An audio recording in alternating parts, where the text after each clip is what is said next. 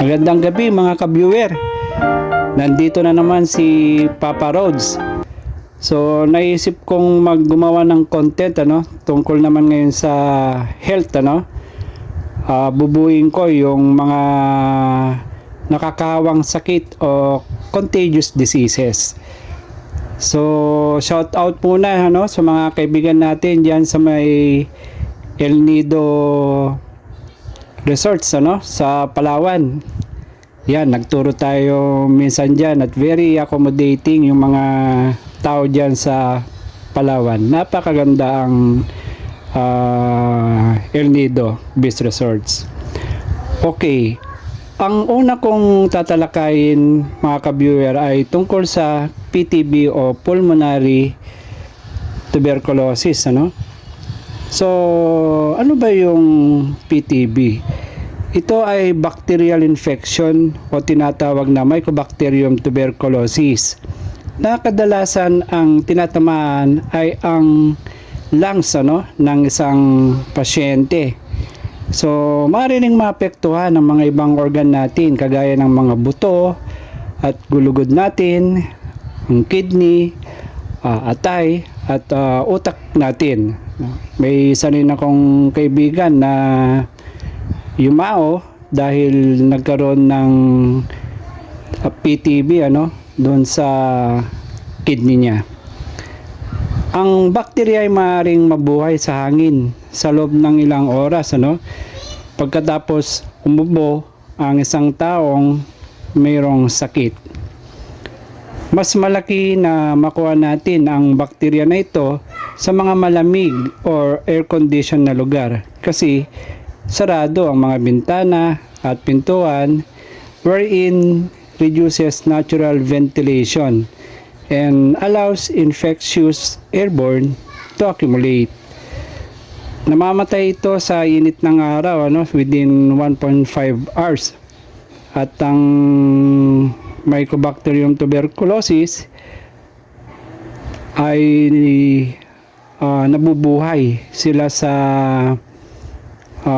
mamabot ng mga buwan sa madidilim na kondisyon at basa o moisture na lugar. Paano ba ito nakukuha o na-acquire?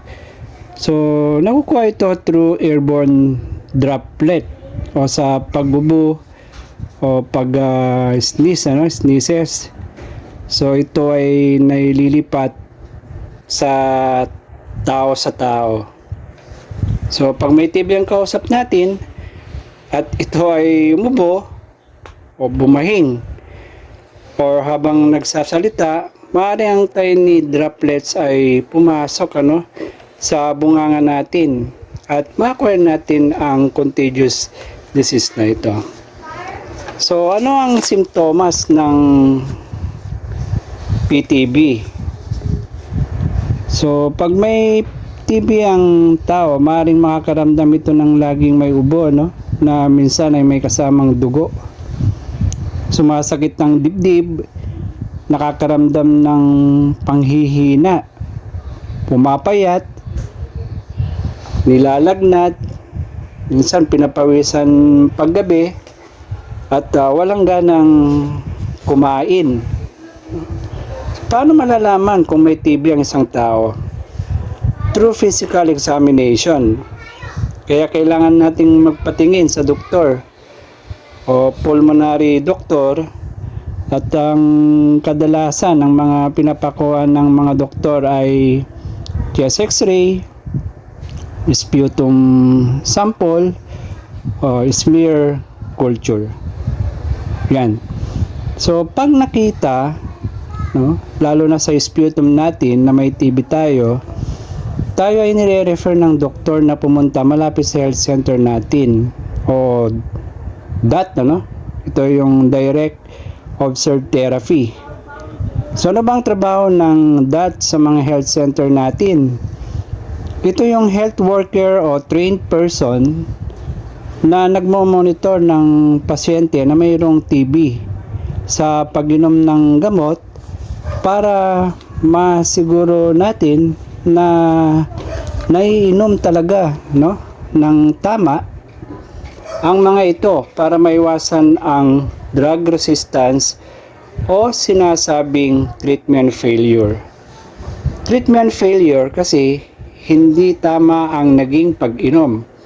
Halimbawa, may mga patlang na araw at nagkaroon ng kakayahan, no, ang mga bakterya o viruses, fungi, parasite, or cancer cell, no, sa mga ibang sakit na harapin at hindi mamatay sa pamamagitan ng mga gamot na ito.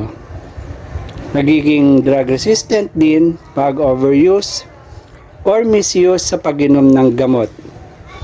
Sa paggagamot, kailangan pumunta tayo sa DOT center araw-araw sa itinakdang oras para makompleto ang mga gamot at libre ito, no, at walang bayad. So pwede bang mag-work ang TB treatment sa mga private hospitals? Maaaring yan yung isang tanong ninyo, no? Madami tayong private hospitals na join sila sa TB program. Ibig sabihin, naka-align sila sa World Health Organization or Department of Health na mayroong standard diagnosis ng treatment. So, meron silang IDOT Center, ano? Ito yung specialized unit na nagbibigay ng comprehensive na serbisyo.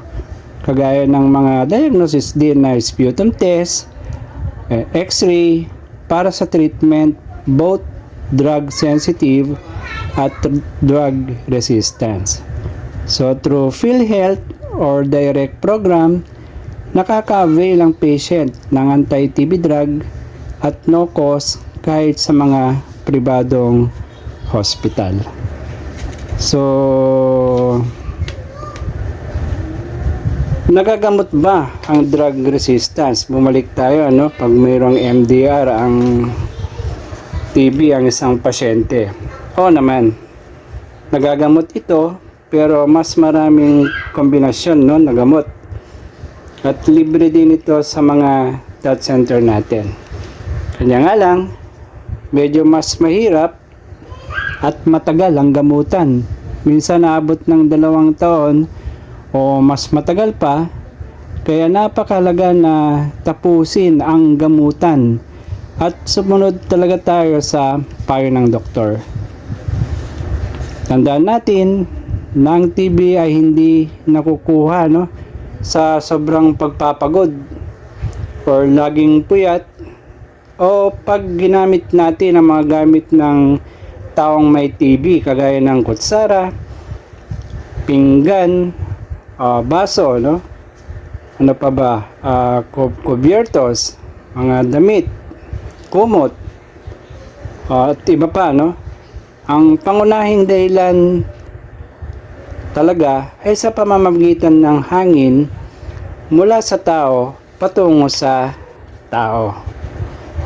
So, hanggang dito na lang mga ka-viewer, at abangan nyo ang mga susunod natin na mga vlog tungkol sa mga contagious disease. Sa mga susunod ay iba-vlog ko rin, ano, ang mga hepatitis, siguro mga HIV or AIDS, gonorrhea, ano pa ba, rabies, measles, mumps, at iba pa.